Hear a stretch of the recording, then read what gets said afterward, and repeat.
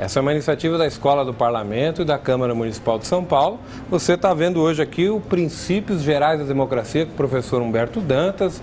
Nós já tivemos a primeira parte, ele falou em a democracia enquanto um valor a ser vivido e praticado. A gente acabou de ver, muito bacana, ou seja, nós temos que praticar a democracia no dia a dia, no nosso cotidiano. E agora, Humberto, né? Vamos falar da democracia e os seus diferentes tipos. Agora é uma parte um pouco mais prática, né? Na verdade, uma parte um pouco mais pontual, né? Quer dizer, a gente falou como uma coisa muito abrangente, como um valor. Inclusive, Lamaris, você sabe que uma coisa muito interessante, alguns pensadores políticos desistiram de usar a palavra democracia no século XX. Falaram, isso é tão utópico, isso é tão complexo, como vocês puderam perceber no nosso primeiro bloco. É uma coisa que as pessoas, quando olham, ficam até meio sufocadas, assim, tipo, então isso não vai dar certo, que resolveram usar até outras palavras. Tem um pensador político chamado Robert Dahl, por exemplo, que começa a usar poliarquia e vai lá definir, porque a democracia é tão complexa, ele vai desistir um pouco de olhar para a democracia no meio político ou na lógica política. Mas a gente terminou o nosso último bloco, o nosso primeiro bloco, dizendo que a democracia ela vai depender, vai variar, né? Por exemplo, quando a gente falava de democracia, governo do povo, pelo povo, para o povo, quando eu falo para, por exemplo, qual que é a ideia de Estado que eu estou carregando? Num Estado que garante para as pessoas, como o Estado brasileiro garante, por exemplo, tantos direitos no quadro social, por exemplo, a gente vai ter que tomar o Estado como um órgão, como um corpo que vai garantir bem-estar para as pessoas, por exemplo. E existem concepções teóricas a respeito do Estado que não consideram bem-estar, que só consideram que o Estado é um intermediador de questões básicas da sociedade. Mas isso a gente deixa para um outro momento. Vamos voltar aqui. Democracia tem seus tipos. Eu vou falar hoje basicamente de 3 tipos, né? Vamos começar pela democracia direta. Democracia direta é aquela que foi vivida em Atenas de 2.500 anos atrás. Todo mundo que está com a gente se lembra do lance daquele livro de história, normalmente da 7ª série, hoje 8º ano, né? Mas mais ou menos por ali, em que o sujeito folhava ali o livro e viu uma foto de umas ruínas. Por sinal, a gente tem a foto aí das ruínas, queria que vocês olhassem para a foto do que era uma ágora ateniense, uma praça ateniense, né? As pessoas vão poder acompanhar aí. E vocês devem se lembrar da seguinte frase: Atenas foi o berço da democracia. Não tinha esse negócio? Vai falar assim. Atenas foi o berço da democracia. Em praça pública, entre parênteses, ágora, as pessoas definiam, os cidadãos definiam o futuro das cidades. Entre parênteses, polis. Todo mundo leu essa frase nos livros de história. Se você está dizendo que não leu, porque você esqueceu, não prestou atenção, foi mal na prova, né? Mas já deve ter sido recuperado. Né? Ou perdeu a aula, dormiu na aula. Não pode dormir na aula, gente. Mas vamos lá. Olha só. Então, Atenas era o berço da democracia. Em praça pública, os cidadãos definiam o futuro da cidade. Ou seja, aqueles que eram considerados cidadãos, olha que loucura, homens livres. Vamos ficar só nessas 2 características. Para a gente ver como a gente avançou. Hoje você não pode deixar de conceber a mulher como uma parte absolutamente essencial nas discussões acerca da construção conjunta da nossa realidade, da sociedade. E quando a gente fala homens livres, se a gente está dizendo livre, é porque a gente está pressupondo a ideia de que possam existir escravos, o que de fato existia em Atenas. E hoje, para nós, já está absolutamente concebido que liberdade é um dos sinônimos essenciais da democracia, ou seja, eu não posso separar uma coisa da outra. Humberto, então na democracia em Atenas não era todo mundo que participava? Não. Restritíssima. Alguns, inclusive, na história chegam a dizer que era uma aristocracia ou que era uma coisa mais restrita, que não era democrática. Ateniense, tinha que ter propriedade, dinheiro. Propriedade, né? Cidadão ateniense, homem, livre, e aí olha que loucura, quer dizer, muita condição para ser cidadão. E na democracia a gente entende que a gente tem que diminuir essas condições para que a gente inclua um número maior de pessoas. Agora, a gente não pode deixar de considerar o princípio democrático que vivia Atenas. Olha que coisa legal. Eu vou para a praça pública de maneira direta, por isso eu vou chamar esta democracia ateniense de democracia direta, decidir o futuro da minha cidade. Então eu vou para a praça debater, eu vou para a praça decidir. Você já se imaginou indo para a praça decidir alguma coisa? Eu, particularmente, nunca fui convidado para ir e não é este o modelo que nós adotamos neste país, não é? E são raríssimas, né? São raríssimos os exemplos de lugares que adotam esse tipo de forma direta de se tomar decisão. Alguns vilarejos na Suíça parece que tem alguma coisa desse tipo, mas são raríssimos. Portanto, o nosso modelo é outro. Mas volta lá 2.500 anos atrás, democracia sob o seu formato direto. Isso acaba, isso morre, isso desaparece, isso some na história, né? Nós vamos passar mais de milênio da história da humanidade sem traço conhecido de democracia no mundo, né? Ou sem algo que possa ser considerado efetivamente um modelo interessante de democracia. E depois, por outras razões completamente diferentes, a gente vai começar a construir uma outra concepção de democracia que tem tudo a ver com a história dos parlamentos. Então é muito legal a gente estar numa escola do parlamento, porque tem tudo a ver com a história do parlamento, que é a lógica, a formação, a construção do que a gente vai poder chamar aqui de democracia representativa.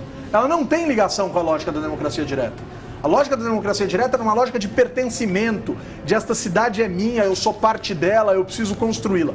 Quando a gente caminha milênio, mais de milênio, 1.500 anos, 1.000 e tantos anos, enfim, a gente vai começar a entender que um conjunto de indivíduos dentro da sociedade, inicialmente a classe economicamente forte ou que se fortalecia, mas que se sentia fraca politicamente, chamada de burguesia, começou a sentir um incômodo. Qual que era o incômodo? O absolutismo me explora, o absolutismo me expropria, o absolutismo tira, ameaça aquilo que é meu, a minha propriedade. Eu produzo e vem o rei, e vem a nobreza e tira para o seu sustento do meu trabalho. Cobrança de imposto. Cobrança de imposto e uma cobrança completamente maluca, uma cobrança completamente instável, né? Então, assim, eu vou tirar desse cara hoje porque eu não fui com a cara dele, mas amanhã eu vou dar um jeito, depois eu tiro de novo.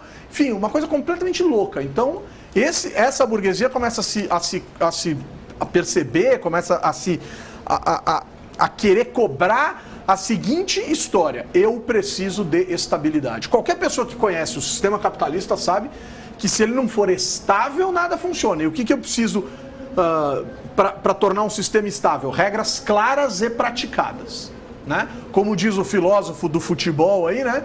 Um ex-juiz, um ex-árbitro, ele não diz a regra é clara? Então, a regra tem que ser clara, a regra tem que ser nítida, tem que funcionar. E a democracia, então, vai começar a se fundar em torno disso. Primeiro objetivo, então, separar quem faz, né? Quem pratica a política, de quem pratica as políticas, as ações, de quem concebe as regras. E aí eu vou começar a pensar na divisão dos poderes, na separação dos poderes, né? Então eu vou pensar num poder legislativo de fazer as leis, separado de um poder executivo de colocá-las em prática. Separei as duas coisas. Olha que coisa interessante. E esse poder legislativo aqui vai ser construído, vai ser formado pluralmente, mas inicialmente por questões de ordem econômica. Então participa, vota e é votado quem tem algo a perder do ponto de vista econômico. Então a democracia representativa nasce com esse viés de excluir quem não tem recurso, porque a concepção de Estado é uma concepção de Estado que quer zelar pela propriedade e por uma cobrança justa de impostos. Como quem não tem propriedade não tem imposto, ou seja, a classe que não tem dinheiro, os pobres, não teriam interesse então em discutir esse Estado, em tese não teriam interesse, eles ficam afastados, né? Ao longo, principalmente, do século XIX, vai se perceber que votar e ser votado deveria ser uma característica estendida a todos, inicialmente a todos os homens. Então olha que interessante, essa história de eu participo porque eu tenho algo a perder do ponto de vista econômico vai ser estendida para todos e nós conceberemos que todos têm algo a ganhar quando participam da escolha dos seus representantes dentro do parlamento.